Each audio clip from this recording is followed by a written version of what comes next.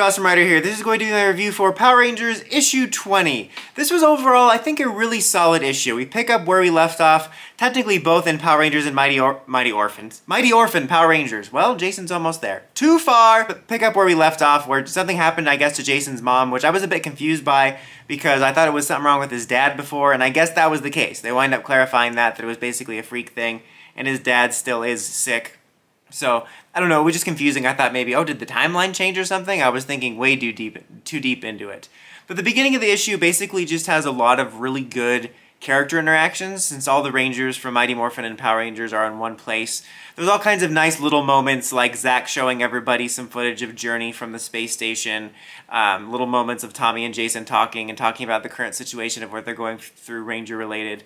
I think the most interesting and the highlight for me of the interactions was the conversation between Jason and Zordon. I thought it was a really good interaction, and I thought it had a lot of good character depth for Jason and good understanding for Zordon as well. And it kind of reminds me of what I touched on a couple weeks ago, or in the last couple weeks, about how I like that the comics take certain aspects we know from the show universe characters and kind of expand on them. And it always seemed like later on, after Jason hung up the helmet, he was a bit adrift, like when we ran into him in Zeo and in Forever Red. And he kind of says that here, as he kind of feels like he doesn't have anybody and he's going to be just adrift. And I think that kind of sets an aspect of that up for later. Maybe I'm reading too much into it, but bottom line is it was some really nice character stuff for Jason for this situation, and I think the interaction with Zordon was a highlight of that. While you have that going on, back at the Omega Rangers base, Andros and G are interrogating the Beerus guy about where the Astro Megaship is, and initially he's not being very cooperative when the two of them are interrogating. And then Andros comes back in the stealth suit for some gentle persuasion. And then after that, he gives up, I think it was just a random location of where they have some of their stuff, because he talks about how they pillage tech from other societies that they visit. And then it turns out, though, that this was all part of a larger plan. Like, I thought it was just going to be like, oh, he's going to cooperate now after he mysteriously has bruises on his face. But after he gives up the deets, I don't know why I just said the deets, I apologize for that. He puts him in one of those canisters and puts him like in the canister locker jail. And it turns out that was part of Andros' plan with him, so that Andros could gain access to that vault.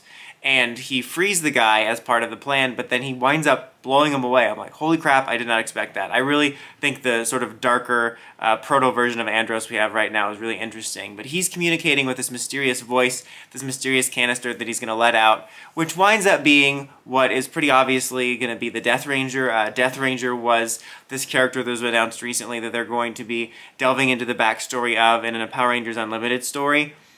It's going to be a one-shot, I think, that goes into the backstory of that. I'm going to imagine it's going to tie into this. But I did not expect that. I feel like I was stupid for not expecting it, because I knew the Death Ranger stuff was coming. I guess because of all the Andros Dark Spectre stuff happening, I thought this was going to be somebody we already knew. I mean, I guess if you knew the Death Ranger announcement, then you knew who he was. What I mean is I thought it was going to be somebody from the show. So I don't know why I didn't see that coming. It was stupid, but it was a nice little cliffhanger to end off on. And like I said, overall, I think this was a solid issue. I think this was a solid issue. I had an accent just there for a second.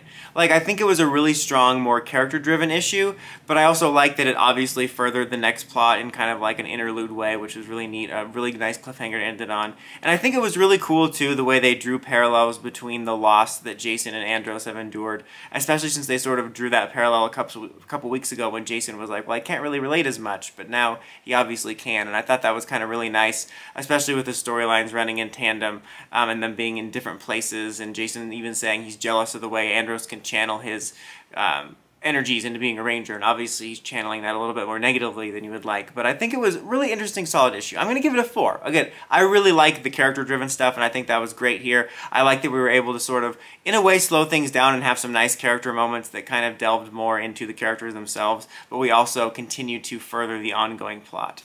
But what did you guys think of this issue? Let me know in the comments as always. Until next time, don't forget to like, comment, subscribe, and climb the steps and ring that bell so you get notifications for my videos. Dawson Rider, signing out.